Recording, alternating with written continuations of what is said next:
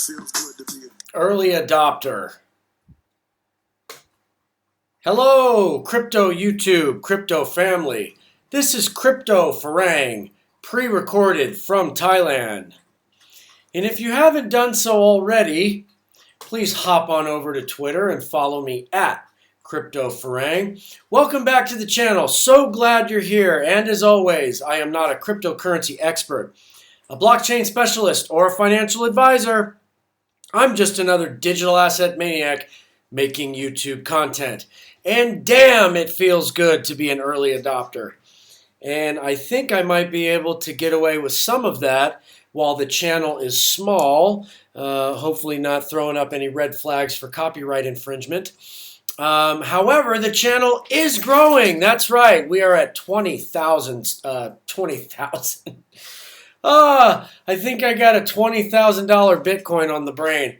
We are at 20 subscribers, well on our way to 20,000.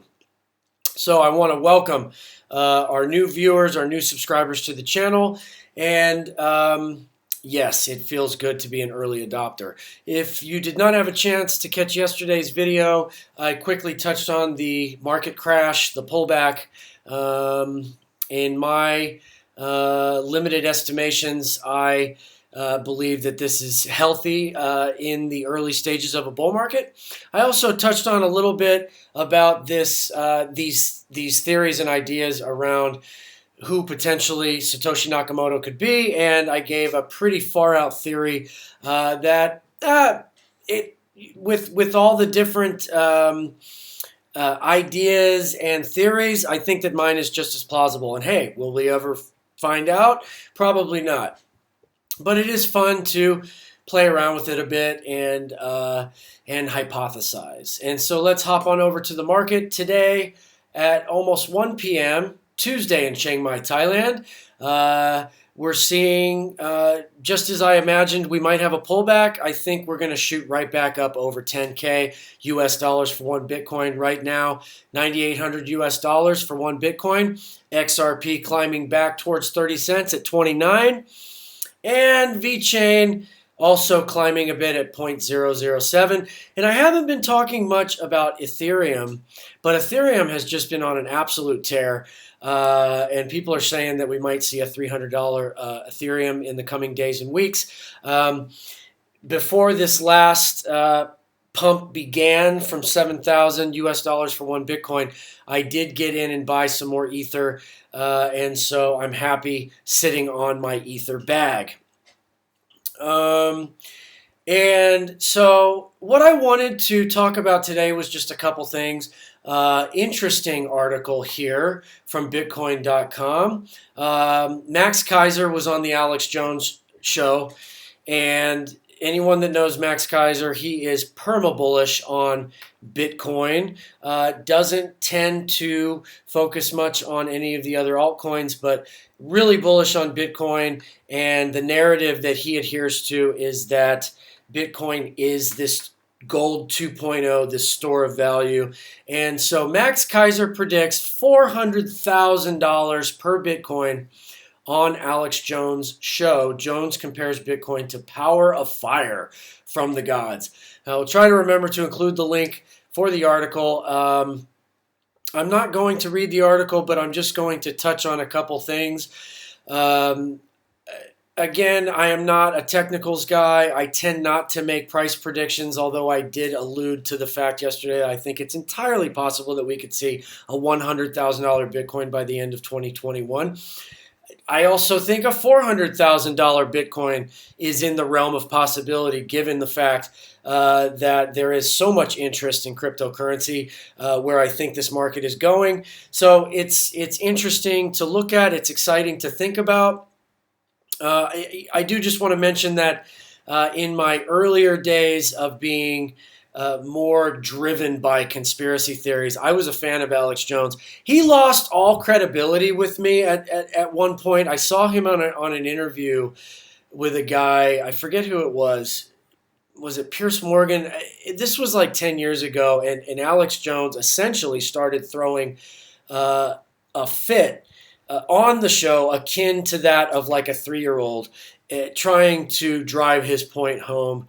And although I have aligned with some of his attitudes about government, and Alex Jones, I think, has done some things in the space, in the conspiracy space, that are admirable, but he just lost all credibility with me. And there are things that Alex Jones does where I don't follow him anymore. But he did make a good point in this interview, and this is a point that I've made in several videos, is that the inability to easily interact with digital assets is a big hurdle that the market needs to overcome in order to gain mainstream adoption. And that's exactly what he stated in this interview. Hey, if Bitcoin was more easy to acquire and interact with, I probably would have invested by now. Another point that they made in the interview is that now is still a good time to get invested. And I completely agree. If you haven't pulled the trigger yet on buying your first digital asset, I encourage you to do your own research, get informed, and make a move. I think that now is still a good time to get in, and I think that as things get ramped up, as prices continue to climb, we're going to see more of your average Joe investor is going to become interested, and they're going to start investing. And that's when we're going to start seeing more of these big price movements. So it's really exciting, and it's really exciting to be an early adopter. And one other thing that I did want to touch on today, I had a conversation with my friend at Eyes on Ties. Go follow her. She's another crypto bull, and we like to bounce ideas off of each other. And I have mentioned before that she has helped influence and shape this channel and some of my ideas and attitudes about digital assets and cryptocurrencies. So I think it's great to have people like this in your circle, people that you can bounce ideas off of and kind of reflect certain things. And this is something that I don't spend a lot of time thinking about, but I think it's important to think about. How will you handle it if this space does continue to grow? If you do happen to make some big money off your investments, what will you do? What will your life look like? How will your life change? And so I don't spend a lot of time thinking specifically on how I'd like to spend money that I could potentially make, mainly because we don't, at the end of the day, we don't ultimately know where this whole thing is going. But I think it is good to prepare and have some idea how this could potentially change my life. And so I will just... And so there is a thing called sudden wealth syndrome. Now, I don't know if that was a manufactured term since cryptocurrency has begun to get more popular and there are more content creators. But I will tell you that Sam, I Am, To the Lifeboats, and The Bearable Bull have both done a good video, I think, a balanced, grounded video. Each of them have done one of these videos on sudden wealth syndrome. What has happened to lottery winners traditionally over the years? A lot of bad things have happened to people that have suddenly become flush with a lot of wealth. So that's why I think it's important to think about this stuff. And I think in more vague general terms, it doesn't necessarily hurt to think about, wow, what would my life look like? And I will tell you that one thing I would like to do, and I tweeted here, how will you make it rain when or if crypto hits? I would like to buy a house in Detroit and live there with my girlfriend during the smoky season. This is my girlfriend, Noi. We live together here in Chiang Mai, Thailand. And I would like an increase of accessibility to things in my life that I haven't had before.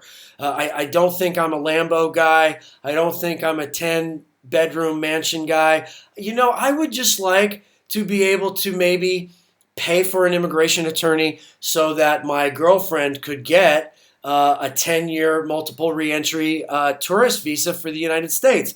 It's not especially easy for Thais to get tourist visas for various reasons. And so, I would like to maybe have that opportunity to take her back to the U.S. with me. Get out of Chiang Mai during the smoky season. I love Detroit. I would love to go visit my parents and my brother and my niece and my nephews and my friends in California. So right now, I'm not really in a position to do that. I don't have really any extra money to spend. So that's one thing I would like to experience if this thing takes off.